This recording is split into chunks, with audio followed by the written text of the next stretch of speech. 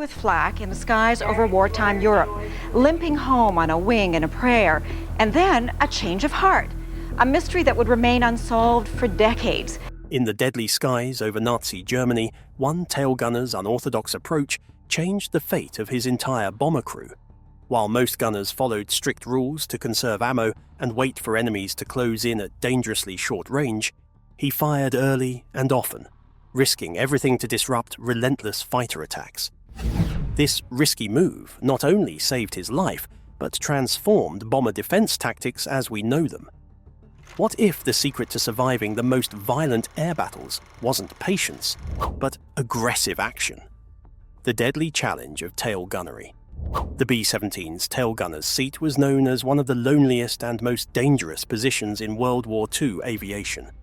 Staff Sergeant Michael Aruth, like others before him, sat alone in a cramped compartment just 4 feet wide and 5 feet long, isolated from the rest of his crew by 40 feet of aluminum fuselage. His weapons were 2 Browning .50 caliber machine guns aimed straight backward to fend off relentless German fighter attacks. At 25,000 feet, outside temperatures plunged to minus 60 degrees Fahrenheit, and only his electrically heated suit stood between him and death by hypothermia. The statistics painted a grim picture. By the summer of 1943, the average B-17 crew lasted only 11 missions before being shot down or captured, with tail gunners dying faster than almost any other crew member except those in the ball turret. German fighter pilots had learned the deadly advantage of attacking from the rear, giving them the longest window to aim and fire on the vulnerable bombers. A Messerschmitt Bf-109, closing at speeds of up to 350 miles per hour, could unleash a deadly burst as it approached the 6 o'clock tail position, and the tail gunner had just seconds to hit such a fast-moving target before the fighter sped past. German fighters were equipped with powerful armaments too. The Focke-Wulf 190 carried 2 20mm cannons and 2 13mm machine guns, capable of shredding the bomber's tail section instantly. Eliminating the tail gunner meant the bomber lost its key defense against rearward attacks and often faced a second pass from circling fighters determined to finish the job. This made the tail turret one of the most fiercely contested and deadly battlefronts in aerial warfare. This intense environment was worsened by the problem of geometry and timing. The long, narrow tail section limited the gunner's field of fire, and German pilots exploited this by choosing their approach angles carefully. To the fighter, the tail presented the largest possible target, but to the gunner, the target was tiny and moving at closing speeds approaching 600 miles per hour. The odds were stacked against every tail gunner from the moment the enemy popped into view. The Army Air Force's official training emphasized caution and discipline. Gunners were instructed to hold fire until incoming aircraft closed to under 300 yards, preserving precious ammunition and focusing on accuracy. In theory, this made sense, conserving ammo and avoiding waste. But in reality, waiting that long meant the enemy had already started shooting, and all too often, the tail gunner was slain before the first round could be fired in defense. Aruth witnessed this deadly flaw firsthand. On his 6th mission, a bomber flying beside his B-17 took a direct hit to its tail. The gunner never fired a shot before a burst of cannon fire tore through the plexiglass, slaying him instantly. The bomber tumbled out of formation, trailing smoke, and 8 parachutes deployed, but no sign of the tail gunner. This devastating scene cemented Aruth's doubts about existing doctrine. The Luftwaffe pilots had learned to exploit the cautious American gunners. They opened fire from beyond the 300-yard range, pouring shells into bomber formations while gunners held their fire. It was a tactical playbook that made every raid a slaughter. Aruth realized that the rules he had been taught were actually making things worse for tail gunners, leaving them vulnerable to the enemy's first deadly salvo. Transitioning from the perilous nature of tail gunnery and the deadly limitations of established training, a new approach was needed.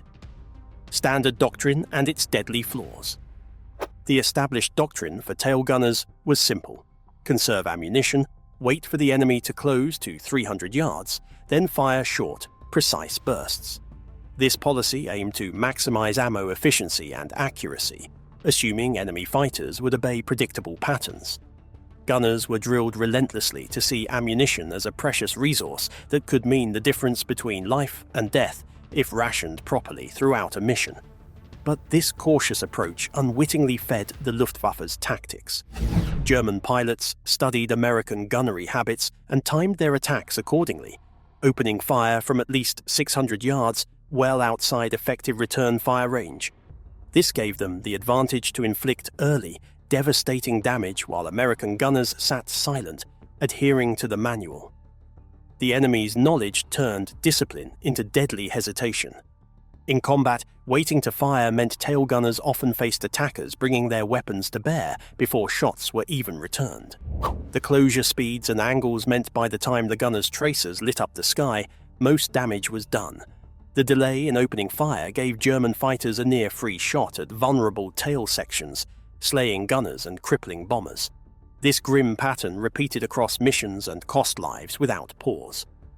The Army Air Force doctrine also taught gunners to fire in short bursts to avoid overheating barrels and running out of ammunition too soon. While this made sense on paper, the reality of continuous, multiple fighter attacks made strict ammo rationing a risky gamble. A single bomber might face dozens of attacks in one mission, each demanding immediate and effective defense.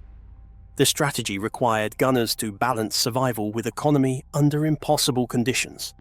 Michael Aruth saw this flaw up close on his earlier missions. Following the standard doctrine, he had watched comrades die, their aircraft riddled and their defensive fire too late or too sparse. The Luftwaffe's advantage grew with every cautious moment. Gunners waited before pulling the trigger. Aruth realized that the rules were themselves a trap. On one raid against submarine pens at Saint-Nazaire, Aruth broke with doctrine. When two Bf-109s approached from the 6 o'clock low position, he opened fire at 700 yards, more than twice the recommended distance. His tracers arced across the sky, initially falling short but gradually closing in on the lead fighter. The surprise was immediate. The German pilot broke off, diving away before coming in range. Neither attacker returned fire or scored a hit. However, his superiors were skeptical. The crew chief questioned Aruth about his ammo usage. Nearly 200 rounds in a single engagement threatened to deplete his supply before the mission ended. Other tail gunners whispered about recklessness, arguing that wasting ammunition violated everything they had been taught, but Tandelot kept coming home safely, mission after mission. Defying expectations, the success of these early engagements encouraged Aruth to push even further, preparing him for the brutal, defining mission that would put his methods to the ultimate test. Aruth's radical new tactic. Aruth made a conscious, calculated decision to abandon cautious firing patterns in favor of aggressive early engagement. Instead of waiting for fighters to close to 300 yards as instructed, he opened fire at up to 800 yards, sometimes even farther. His reasoning was clear. A fighter approaching head-on presented the largest possible target, and early fire could force evasive action long before the bomber took damage. This aggressive approach came with serious risks. Ammunition was limited, just 800 rounds per mission, and multiple attacks meant ammo could run out quickly. Firing early and often meant burning through bullets at a faster rate, leaving little left for later attacks. Yet Aruth believed this was a worthwhile trade-off. Living to fight another burst of enemies mattered far more than saving shots for an ideal moment that might never come. Aruth's first major proof of concept came on a mission mounting severe attacks on Tandelot. Wave after wave of German fighters slashed at his bomber, closing from multiple angles. He fired relentlessly, often 3 times the recommended ammo expenditure, with glowing hot barrels sustaining continuous bursts. His twin Brownings roared in defiance, tracing bright streams of fire long before planes reached the traditional engagement ranges. The effects were dramatic. Fighters broke off their attacks, spiraled away smoking, or disintegrated completely. Aruth's gun sights recorded multiple confirmed slays as fighters tumbled from the sky. Despite sustaining injuries, his left arm bleeding and his left gun disabled by enemy fire, He pressed on with his single remaining machine gun.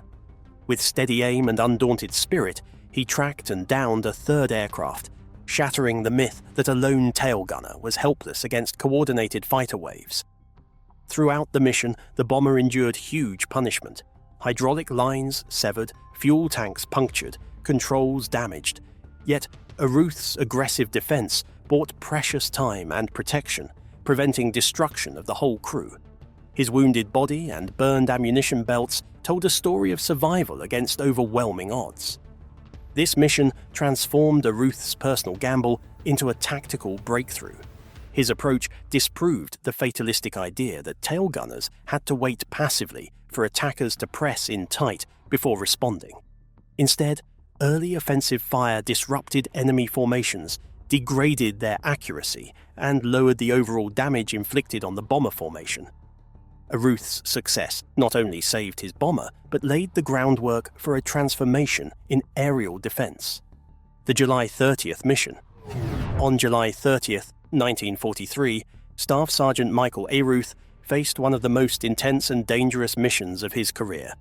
Early that morning, 186 B-17 bombers lifted off from bases across eastern England, escorted partway by 123 P-47 Thunderbolts, whose fuel limitations meant the bombers would enter German territory largely unprotected.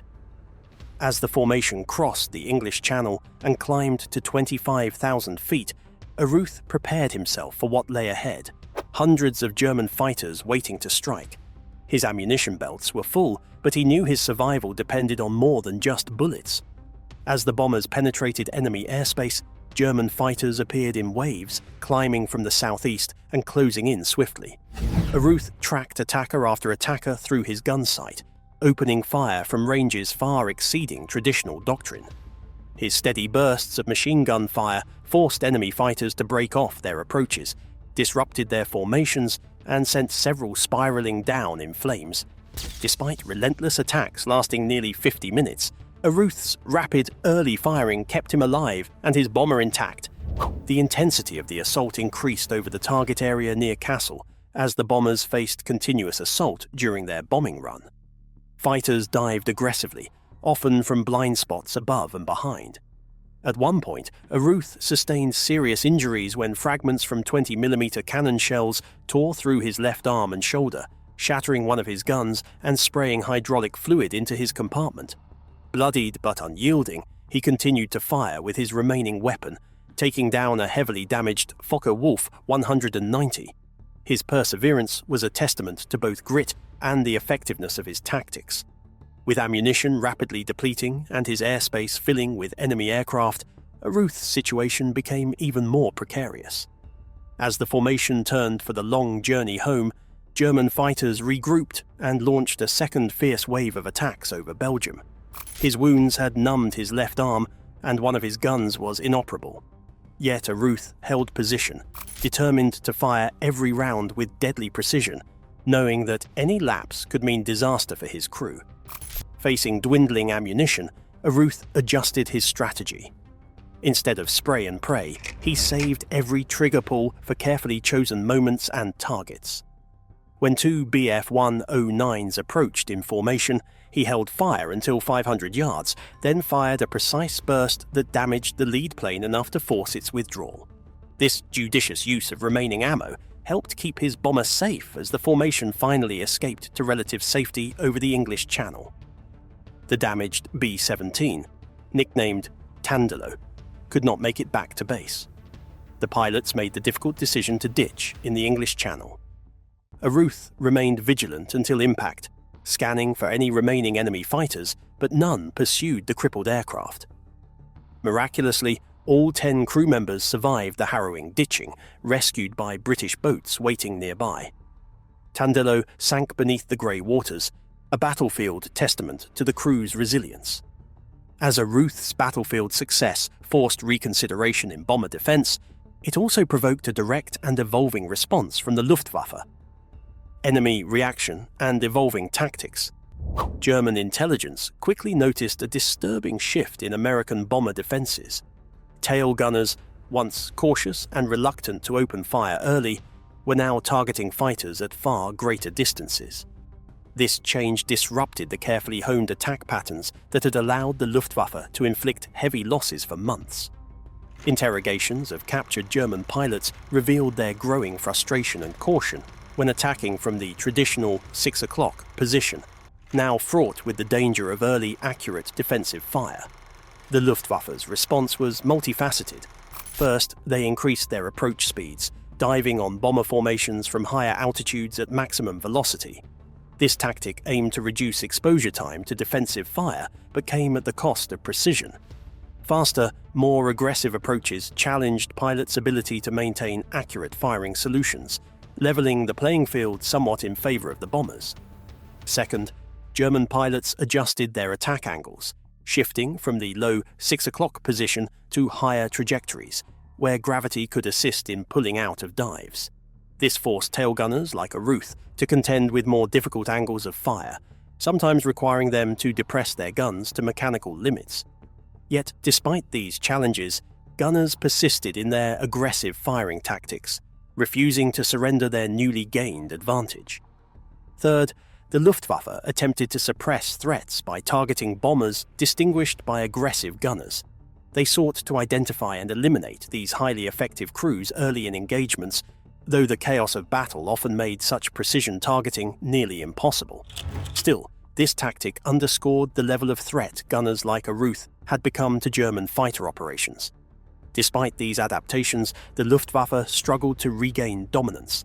Defensive fire from tail gunners continued to degrade German pilots' accuracy and force erratic maneuvers that disrupted coordinated attacks. The 379th Bombardment Group saw its loss rates improve, as more tail gunners adopted early engagement methods pioneered by a Ruth. His approach no longer appeared as an isolated gamble, but as a proven survivor's technique spreading through the bomber force. German fighter commanders altered their strategies again, attempting to concentrate their forces on single bomber groups to overwhelm defensive fire with sheer numbers. This tactic succeeded temporarily in other units, inflicting severe losses during concentrated attacks. However, the 379th's tactical adjustments and varying combat box positions allowed them to largely avoid similar devastation. The war over the skies of Europe became a relentless contest of innovation on both sides, each grappling to counter the other's moves. The story of a Ruth's unwavering defense and the Luftwaffe's desperate countermeasures reflects the brutal reality of air combat. Legacy and impact. Michael Aruth's unyielding courage and tactical innovation left a deep mark on bomber defense that extended far beyond his own combat missions. His continuous use of early, aggressive fire disrupted enemy formations and forced the Luftwaffe to rethink their approach. This shift did not come without cost. Aruth was wounded several times, and his bomber, Tandello, was ultimately lost after a controlled ditching in the English Channel. Yet his impact survived, shaping how tail gunners and the 8th Air Force as a whole fought back.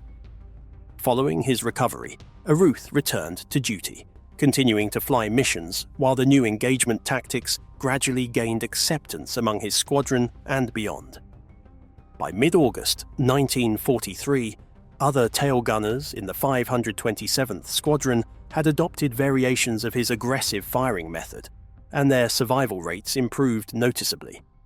Intelligence analyses confirmed a correlation between early engagement and reduced bomber casualties, a finding that challenged 2 years of established doctrine. The Army Air Force's gunnery staff formalized a policy change by November, officially allowing tail gunners to engage targets at extended ranges when tactical conditions permitted.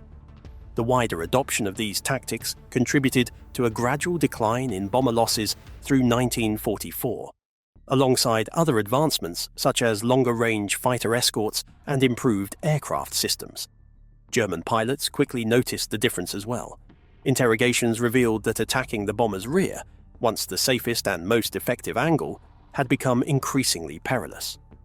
Many Luftwaffe pilots shifted to risky head-on attacks to avoid the intense defensive fire from the tail, illustrating how Aruth's approach fundamentally altered air combat dynamics.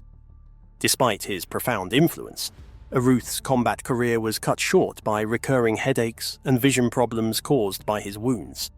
He flew a few more missions after returning to flight status, but was eventually grounded on medical orders. His final tally stood at 17 confirmed slays with additional probables, placing him among the top-scoring bomber gunners of the war. His decorations, including the Distinguished Service Cross, Distinguished Flying Cross, and Purple Heart, reflected not only valor but also the vital role he played in reshaping aerial defense. After the war, Aruth continued his service in the newly formed United States Air Force, dedicating 15 more years to the military. Unlike many veterans who sought civilian life once the fight ended, he remained committed, believing his skills and experience saved lives, not just his own, but those of countless crews and gunners he trained.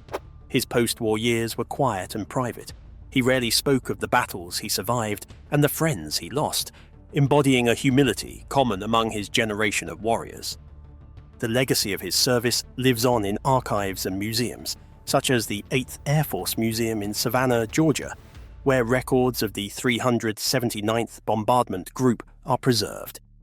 These documents trace the evolution of defensive gunnery doctrine, bearing witness to Aruth's influence.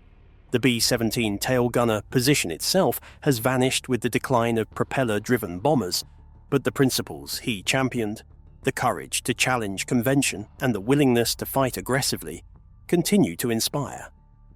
Michael Aruth's bold defiance of old combat rules transformed bomber defense and saved countless lives in the skies over Europe. His legacy reminds us that sometimes survival means breaking the rules and taking the offensive. If you found this story as powerful as we did, please like, subscribe, and share to keep these incredible histories alive.